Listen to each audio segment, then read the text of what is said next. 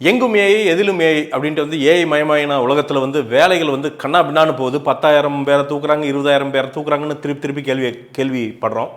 இந்த பீரியடில் எப்படி வேலை வாங்குறது அப்படின்னா, நம்ம ஒய் குளோபல் சர்வீசஸோட ஒரு அங்கம் ஒயிட் ஆப். அவங்க வந்து பார்த்திங்கன்னா AI power digital marketing course வந்து உங்களுக்கு வந்து சொல்லி தராங்க. 10,000 ஸ்டைபண்டுங்க, மாதம் வந்து ஸ்டைபண்ட் தராங்க. ரியல் ப்ராஜெக்ட்ஸில், ஏன்னா அவங்களே ஒரு சாஃப்ட்வேர் கம்பெனி அப்படிங்கிறது ரியல் ப்ராஜெக்ட்ஸில் உட்கார வச்சு உங்களுக்கான ட்ரைனிங் வந்து தராங்க. இதோட பியூட்டி என்ன அப்படின்னா 100% பிளேஸ்மெண்ட் வந்து அஷ்யூர் பண்ணி உங்களுக்கு வந்து கேரண்டியோட உங்களை வந்து இந்த ட்ரைனிங்குள்ளே வந்து எடுத்துக்கிறாங்க. ஒன்றும் இல்லை, இந்த நம்பர் கூப்பிட்டிங்கன்னா போதும். நம்ம தமிழர்களுங்க யங்ஸ்டர்ஸ் எடுத்துக்கிற ஒரு கம்பெனி. ஸோ நீங்கள் வந்து பர்சனலாக உங்களுக்கு வந்து கேர் எடுத்து உட்காந்து சொல்லித்தந்து இந்த ஏஐ எப்படி ஒர்க் ஆகுது, சும்மா வந்து மேம்போக்காக இல்லாமல் இன்டெப்த்தாக சொல்லித்தந்து வேலைக்கு போய் நீங்கள் சேர்ந்து வேலைக்கு அப்புறமும் வேலை செய்கிறப்பவும் வந்து பார்த்திங்கன்னா உங்களுக்கு சப்போர்ட் தர அளவுக்கு வந்து டீட்டெயில்டான ஒரு ப்ராப்பரான ஒரு கோர்ஸாக வந்து இது இருக்குங்க. ஒயிட்டாப்புடைய இந்த கோர்ஸை வந்து சேரணும் அப்படின்னு நினச்சிங்கன்னா இந்த நம்பரை வந்து கால் பண்ணுங்கள்.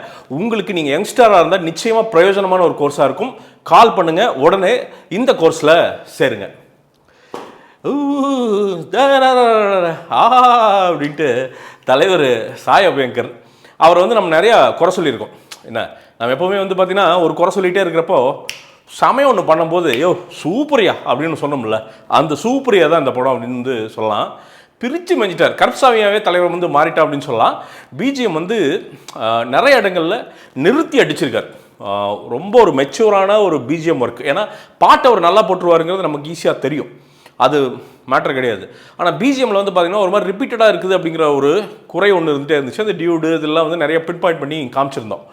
அதை வந்து ரொம்ப ரெக்டிஃபை பண்ணி ரொம்ப சூப்பராக பிஜிஎம் ஒர்க்கை வந்து பார்த்திங்கன்னா கருப்சாமி வந்து நேராக வந்து ஆடுற அளவுக்கு தலைவன் வந்து ஒன்று பண்ணி விட்டார்.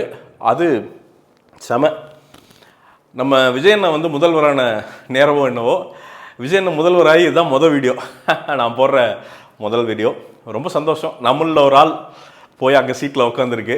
தைரியமாக பேசலாம், பம்ம வேண்டியதில்லை, சொம்படிக்க வேண்டியதில்லை, ஐயோ சாமி அப்படின்ட்டு வந்து பார்த்திங்கன்னா கான்ட்ராக்ட் வாங்க வந்து கூலக்கு முடு போட வேண்டியதில்லை. என்ன உண்மையோ அதை பேசலாம். நம்மால் ஜாலியாக எடுத்துகிட்டு அவர் நம்ம ஸ்டேட்டை அடுத்த லெவல் கொண்டு போயிடுவார் அப்படின்னு வந்து நான் ரொம்ப ஸ்ட்ராங்காக நம்புகிறேன். அவர் வந்து நேரமாக என்னமோ சூரிய அண்ணன் எப்போவுமே அவர் படம் வரும் ரெட்ரோ, அதுக்கு முன்னாடி படங்கள்லாம் வந்து பார்த்திங்கன்னா நல்லா இருக்குது அப்படின்னு நம்ம சொல்லிடுவோம் அந்த ரிவ்யூவில். அப்புறம் ஹிட் ஆயிருமா, பிளாக் பஸ்டர் ஆயிருமா, அந்த சின்ன ஒரு 10% சந்தேகம் மனசுக்குள்ளே இருந்துகிட்டே தான் இருக்கும். என்ன, ஐயோ மிஸ் ஆயிருமோ, மிஸ்டேஸ் பண்ணிட்டோமோ அப்படிங்கிறது. அது எதுவுமே இல்லாத படம் வந்து இந்த கருப்பு.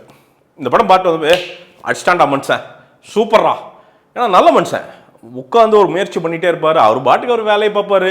எங்கேயும் அனாவசியமான கருத்துக்களோ எதுவுமே தேவையில்லாத எந்த விஷயமும் பண்ண மாட்டார். மக்களுக்கான சேவை பண்ணிக்கிட்டே இருப்பார். சினிமாவை ரொம்ப சின்சியராக எடுத்துகிட்டு உழைச்சிட்டே இருப்பார். வேறு சினிமா வந்து நடிக்கிறது மட்டும் கிடையாது. இப்போ இது கேட்கலாம், இதெல்லாம் உனக்கு எதுக்குடா இந்த ரிவ்யூவில் சொல்கிறேன்னு. அப்படி தாண்டா சொல்லுவேன். பெண்ணை அவர் என்ன தோணுதோ சொல்லுவான். என்ன பெண்ணை ரிவ்யூ, நல்ல ரிவ்யூ வேணுன்னா ஏதாவது நல்ல சேனலாக போய் பாருங்கள் சொல்கிறோம். என்ன நிறைய நல்ல விஷயங்களை செஞ்சு கூட ஒரு தயாரிப்பாளராகவும் நிறைய பேர்த்த காப்பாற்றி விட்டு இந்த படம் வரைக்கும் வந்து பார்த்திங்கன்னா ஃபினான்ஷியல் விஷயங்கள்லாம் அவர் ஏற்றுக்கிட்டு இந்த படம் வெளியில் வந்திருக்குது. அவர் நல்ல மனசுக்கு என்னமோ இந்த படம் வந்து பார்த்திங்கன்னா நின்று ஆடுது.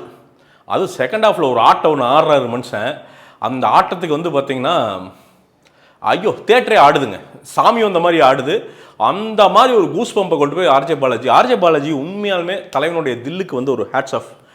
ஏன்னா இது இந்த கதையை வந்து போயிட்டு சொன்னாங்கன்னு வச்சுங்களேன், என்னது இப்படியா, இது எப்படியா படம் எடுக்க முடியும், ஏன் காமெடி பண்ணிகிட்டு இருக்க.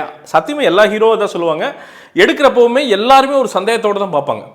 அவர்கிட்ட ஒரு கன்விக்ஷன் இருந்திருக்குது ஆர்ஜே பாலாஜி கிட்ட. இல்லை இதை வந்து இது கரெக்டாக அடித்தோம்னா இது மக்கள் கூட வந்து அந்த, ஏன்னா சாமிங்கிறது, அதுவும் கருப்பு சாமிங்கிறது சாதாரண சாமி இல்லை, நம்ம ஊர் தெய்வம், ஊர் காவல் தெய்வம். ஒவ்வொரு ஊருக்கும் ஒவ்வொரு சின்ன ஏரியாவுக்கும் ஒரு காவல் தெய்வம். கருப்சாமி வந்து ஒரு அருவாள் வச்சுட்டு நின்றுருப்பா அப்படி, மீசையை முறுக்கிட்டு எல்லா இடத்துலையும் நின்றுருப்பா அப்படி. ரொம்ப ஆக்ரோஷமான சாமி அது. பார்த்து பேசணும், பார்த்து பூஜை பண்ணுறதே கரெக்டாக பூஜை பண்ணணும், அடி செவிலில் ஓட்டுருவோம் அப்படி, அந்த கோபக்கார சாமி. அவரை வந்து ஒரு படம் எடுக்கிறதுங்கிறது விளையாட்டு கிடையாது. கொஞ்சம் மிஸ் ஆச்சுன்னு வச்சுக்கோங்களேன், எல்லாமே தப்பாக போயிடும்.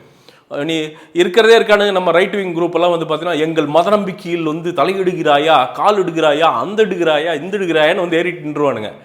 இப்போது அதில் ஒரு சாமி படம் தெளிவாக மக்களுக்கான படம் எடுக்கணும்னு இருக்குல்ல, அந்த விஷன் இருக்குல்ல, அதை வந்து சூப்பராக ஆர்ஜே பாலாஜி வந்து பண்ணியிருக்காரு, பேலன்ஸ் அவுட் பண்ணியிருக்காரு. இதில் என்னென்னா ரொம்ப கருத்தாக போயிருந்தாலும் மண்டகாஞ்சு போயிருக்கும் ஜாலியாக. அதுவும் நம்ம நட்டியானெல்லாம் வந்து பார்த்திங்கன்னா லாயராக பிரித்து மேறாரு, ஐ மீன் ஜட்ஜா. ஜாலியாக பண்ணுறாங்க. நம்ம கோடாங்கி அவர் வக்கீலா, எங்கள் யூடியூப் கம்யூனிட்டியில் அவர் ஒரு வக்கீலா அப்படின்னு அந்த ஆரம்ப இதுவே வந்து பார்த்திங்கன்னா, இன்றைக்கி சட்டம் இருக்கிற இயல்பு நிலை இருக்குல்ல, சட்டத்தோட இயல்பு இருக்குல்ல, அதை வந்து ரொம்ப சலனம் இல்லாமல் தைரியமாக எடுத்து சொல்லியிருக்கார். நிச்சயமாக இதுக்கு வந்து இன்னொரு 4 நாளில் வக்கீல் ப்ரொடெஸ்ட் இருக்கும், ஜட்ஜு ப்ரொடெஸ்ட் இருக்கும், நிச்சயமாக இந்த படத்தை தடை செய்யணும் ப்ரொடெஸ்ட்லாம் இருக்கும். இதெல்லாம் உறுதியாக நடக்கும், ஏன்னா கடுப்பாயிடுவாங்க. ஆனால் ஒவ்வொருத்தரும் கோர்ட்டு படியேறின, கோர்ட்டு வாசல் மிதித்த ஒவ்வொருத்தருக்கும் இந்த படத்தில் காட்டுற அனுபவம் இல்லாமல் இருந்திருக்கவே முடியாது. வெறுத்து போயிடுவோம், ஏன்டா இதுக்கு வந்தோம், நாமளே பஞ்சாயத்து தீர்த்துருக்கலாமே அப்படிங்கிறது தான் இன்றைக்கி வந்து கோர்ட்டுடைய நிலைமையாக இருக்குது. ரேரஸ்ட் ஆஃப் ரேர் கேசஸ் நமக்கு வந்து டக்குன்னு ஒரு நீதி வழங்கி நம்ம வாழ்க்கையில் வந்து பார்த்திங்கன்னா ஒரு நிம்மதியை வந்து கோர்ட்டுகள் தருது. அந்த விஷயத்தை ரொம்ப மெசேஜாக இல்லாமல் கமர்ஷியலாக ஒரு பேக்கடாக ஆர்ஜே பாலாஜி சொல்கிறது தான் இந்த படத்துடைய வெற்றி அப்படின்னு வந்து நான் நினைக்கிறேன். ஆர்ஜே பாலாஜி வில்லனா அப்படிங்கிறப்போ எனக்கு என்னன்னா இவ்வளோ பவர்லெஸ்ஸாக டம்மியாக ஒரு வில்லனா அவரே போட்டுக்கிட்டாரு, அவரே நடிக்கணுங்காண்டி போட்டாரட்டக்குது அப்படின்னு நினச்சேன். கிடையாது. ஒரு பாயிண்டில் தான் புரியுது, என்னென்னா அந்த சிஸ்டம் தான் வில்ல, அந்த சிஸ்டத்தோட ரெப்ரசன்டேட்டிவ் தான் ஆர்ஜே பாலாஜி அப்படிங்கிறத நமக்கு புரிய வைக்கிறார் இன்டர்வல் பக்கத்தில். அப்படிங்கிறப்ப அது நமக்கு சென்ஸ் ஆகுது. ஏன்னா அப்படி தான் இருப்பான், இன்னசென்ட்டாக இருக்கிற மாதிரி தான் இருப்பானு. நிறைய அந்த கேங் ஆஃப், நீங்கள் நிறைய கோர்ட்டுகளில் வந்து பார்த்தீங்கன்னா ஒரு கேங்காக இருப்பாங்க, 100 பேர் பெண், அவங்கள தாண்டி தான் எங்களை தாண்டி தான் கோர்ட்டு, நாங்கள் தான் சட்டம் அப்படிங்குவானுங்க. நமக்கு ஒன்றுமே புரியாது. டே அப்போ சட்ட புத்தகமெல்லாம் இருக்கேடா, கோர்ட்டு எல்லாம் ஒவ்வொன்று இதில் இந்த பிஎன்எஸ் இதெல்லாம் இருக்கேடா, அப்போ அதெல்லாம் என்னடா அப்படின்னா, அதெல்லாம் இல்லைங்க நாங்கள் சொல்கிறேங்க பாருங்கள் எப்படி வாங்குறோம் பாருங்க அப்படிங்குவாங்க. அவங்க ஒன்றும் புரியாது, ஏன்னா நம்ம என்ன வக்கீலா, ஒன்றும் புரியாது. அந்த விஷயத்தை அழகாக தோல் உரிச்சு வந்து காட்டியிருக்காரு பேபி கண்ணை வந்து அது யாரோ ஒருத்தனை வந்து நோட்டீஸ் பண்ணி அடிச்சிருக்கு அப்படி ஆர்ஜே பாலாஜி. அது சூப்பராக ஒர்க் அவுட் ஆகிருக்கு.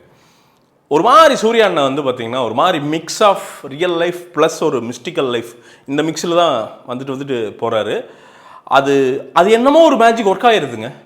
அது என்னவோ ஒரு மேஜிக்கு அது அப்படியே ஒர்க் ஆகி, ஒரு படம், ஒரு கமர்ஷியல் படம் உங்களை என்ன பண்ணணும், வெளில வரும்போது மண்டை வலிக்காமல் ஹாப்பியாக சூப்பர்ரா, எந்த வல்காரிட்டியும் இல்லாமல் நல்லா படம்டா, ஓகேடா, அவ்வளோதானே, அதானே கமர்ஷியல் படம்.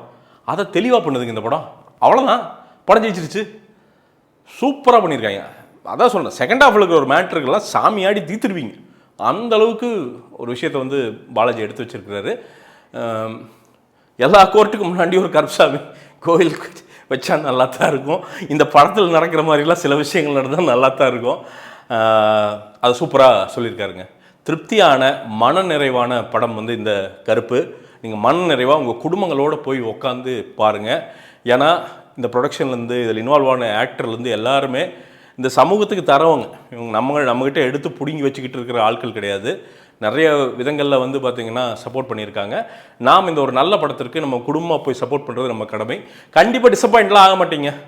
இந்த ரொம்ப இங்கிலீஷ் படித்தவங்களாம் வா தட் இஸ் அந்த 4th சீனில் அந்த செகண்ட் ஷாட்டு அது லைட்டாக அப்படி ஒரு ரெட் கலர் ஆட் பண்ணி அடிவானுங்க. அதான் ஒன்றும் இல்லை, நல்லாயிருக்கும், போய் பாருங்கள். அதே மாதிரி விஷ்ணுவுடைய கேமரா ஒர்க், டக்குன்னு அந்த மூட் ஸ்விட்ச் ஆகிறது, அந்த லைட்டிங் சென்ஸு அதெல்லாம் அவ்வளோ பியூட்டிஃபுல்லாக இருந்தது. அதே மாதிரி எடிட்டிங் தான் ரொம்ப டஃப்பான ஒரு ஆஸ்க். எடிட்டிங் வந்து ரெகுலர் பேட்டர்ன் கிடையாது, கொஞ்சம் அப்படி முன்னாடி வந்துட்டு அப்படி நின்று போகும். ஒரு மாதிரி கொஞ்சம் டிஸ்னி மாதிரியான மேட்டரும் சிலது இருக்கும், ரொம்ப சீரியஸானது இருக்கும். இது எப்படி பேலன்ஸ் பண்ணாங்கன்னு தெரில. எடிட்டிங் அவ்வளோ சிறப்பாக பண்ணியிருக்காங்க. அதே மாதிரி ப்ரொடக்ஷன், அவங்க ட்ரீம் வாரியர் சொல்லி ஆகணும். என்னென்னா நல்ல செலவு பண்ணியிருக்காங்க. பாவம் படாத பாடுபட்டு இந்த படத்தை ரிலீஸ் பண்ணியிருக்காங்க. ஆனால் எல்லா ஷார்ட்லி சீன்லேயும் வந்து பார்த்திங்கன்னா ஒரு 500 பேர் 600 பேர் நம்மளால் பார்க்க முடியுது.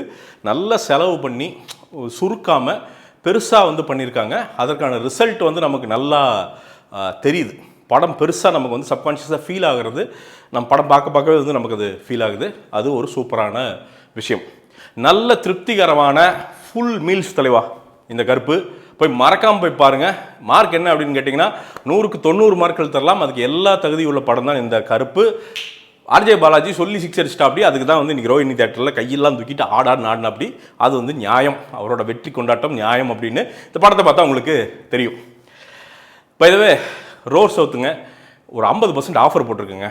ஒரு ஏமாத்த ஆஃபரோ அதுக்கு என்ன சப்ஸ்டாண்டர்டோ அதெல்லாம் இல்லை. ஃப்ளாட் 50% வந்து எல்லா ஐட்டம்ஸுமே வந்து ஆஃபர் போட்டிருக்கோம். ஒரு 2000 ரூபாய்க்கு வாங்கினீங்கன்னா உங்கள் மொத்த குடும்பத்துக்குமே வந்து வாங்கிடலாம். அந்தளவுக்கு நல்ல பொருட்கள் தான் நாங்களே மேனுஃபேக்சர் பண்ணி விற்கிறோம். உங்களுக்கு தெரியும், நீங்கள் நிறைய பேர் வாங்கியிருப்பீங்க. ஸோ இந்த ஆஃபரை வந்து யூஸ் பண்ணிக்கோங்க. எங்களுக்கும் பெரிய யூஸாக இருக்கும். சின்ன ஒரு பிஸ்னஸ்க்கு நாங்கள் பெரிய பிஸ்னஸ்லாம் கிடையாது. ஒவ்வொரு பர்ச்சேஸும் எங்களுக்கு பெரிய ஹெல்ப்பாக இருக்கும். ட்ராக்ஸு, ஷார்ட்ஸு, குழந்தைங்களுக்கு தேவையானது நிறையா இருக்குது. அண்டர் கார்மெண்ட் நிறையா இருக்குது.